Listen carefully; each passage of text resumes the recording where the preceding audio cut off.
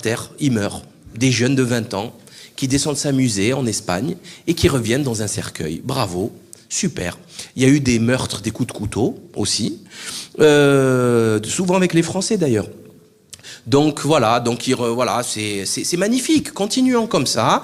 C'est très bien de ramener dans un cercueil à un couple qui a envoyé son fils de 20 ans, à la fleur de l'âge, quoi.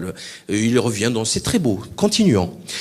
Enfin, le 6e pilier, celui le plus actuel et le plus oppressant, c'est le terrorisme d'État, utilisé par donc les États en faisant croire qu'il y a un terrorisme islamiste qui n'existe pas parce que tout simplement, sans trop risquer de dire de bêtises, l'islam, ça n'existe pas.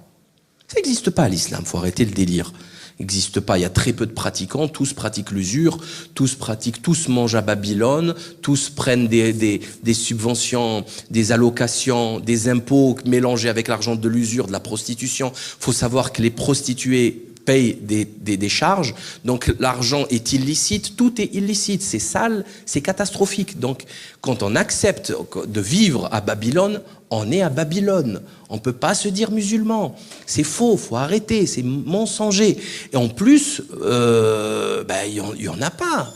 Il n'y en a pas. Vous faites une marche, voilà, par exemple.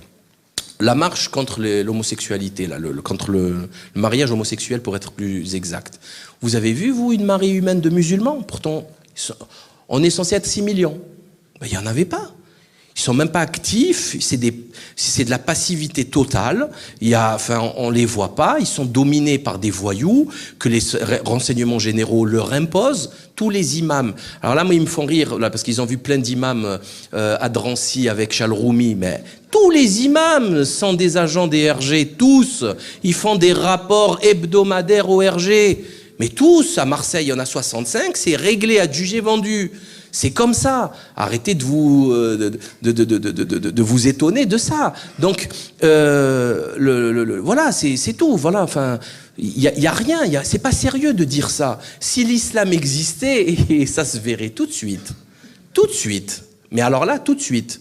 Déjà, je m'étonne de la survie d'un BHL. Il ne serait pas vivant, BHL, il aurait été assassiné, sérieusement, je le dis clairement. Parce que ce type a tué je ne sais pas combien de dizaines de milliers de Libyens. Parce que c'est un criminel, c'est un assassin, c'est un voyou. Parce que, par exemple, je dis ça, mais bon, c'est pas la solution. Hein. Mais par exemple, Charlie Hebdo aurait brûlé avec Valls à l'intérieur. C'est des situations d'extrême violence, d'insultes envers la religion, et on n'a rien en face, rien, absolument rien. On a 3 pare-buts manipulés, on n'a aucun intellectuel, les intellectuels ils sont tous maçonnisés, les politiques musulmans ils sont tous francs-maçons. Il n'y a pas d'islam en France, faut arrêter. Les mosquées sont pleines parce elles font 20 mètres carrés, c'est tout. C'est tout, c'est des salles de prière, il n'y a pas de mosquée en France. Faut être sérieux. La mosquée qui est tenue à Paris, c'est un franc-maçon qui la tient. David Boubaker. C'est un franc-maçon qui la tient. La mosquée de Paris. La mosquée de Marseille, la bataille qu'il y a sur la mosquée de Marseille, si vous savez qui veut la tenir, un voyou. Il a un dossier chez les RG, mais long comme des casseroles, mais c'est monstrueux. Le plus violent des salafistes à Marseille, de Boulevard National, c'est un agent des RG. Ils le tiennent avec des photos... voilà, vous voyez ce que je veux dire. Vous voyez, les photos sont compromettantes en général quand on va voir certaines filles de basse mœurs.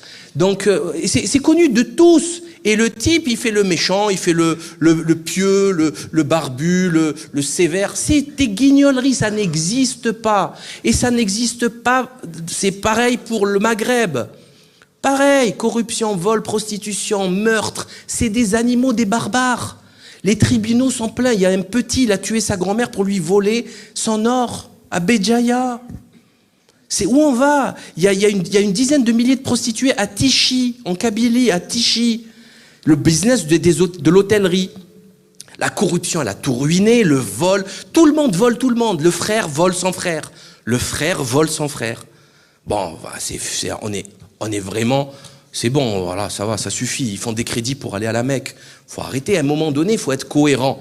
Faut être sérieux. Soit on est avec, soit on est contre. Alors maintenant, ici, c'est vrai qu'on peut discuter. Il y a plein de gens qui me traitent d'extrémiste. Je suis virulent. Mais moi, personnellement, je dis que des mots. Je m'en fous de ce que vous faites, de ce que les gens font. Mais quand on se dit musulman ou chrétien, et quand on fait l'inverse de ce qu'on dit, on a des comptes à rendre au Créateur.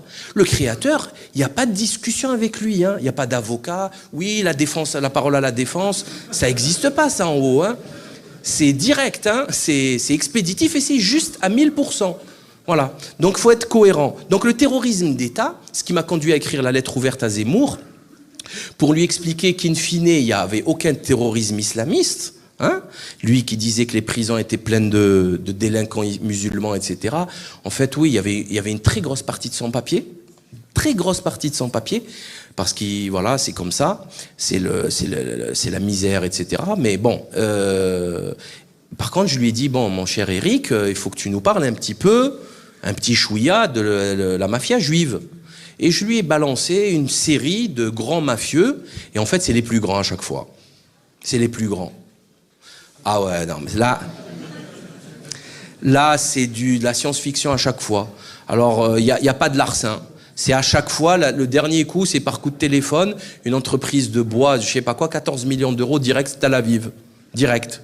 14 millions d'euros. Ils ont appelé le comptable, ils se sont fait passer. C'est le Mossad, ça. C'est pas possible. On ne peut pas connaître les détails des transactions, les banques. L'argent, une fois arrivé, une seconde, en une seconde, il est arrivé à Tel Aviv, il est reparti, il a fait le tour du monde. Dans les chambres de compensation, il n'y a plus personne qui peut le retrouver. C'est terminé. Ce fric a disparu. Donc je lui ai dit, bon, mon cher Eric, il faudrait que tu nous expliques un petit peu, toi qui est cousin d'une grande famille mafieuse, les frères Zemmour, qui se sont massacrés avec les frères Atlan, d'où le film Le Grand Pardon. Donc, tu devrais fermer ta grande gueule. Parce qu'on n'a aucune leçon à recevoir de gens comme toi. Et c'est pas parce que tu fais ton petit intello avec tes petites lectures de littérature que tu vas nous impressionner. Tu n'es rien, tu es un petit loser des médias qui mange dans la main du capital. Et voilà, tu ne sers strictement à rien.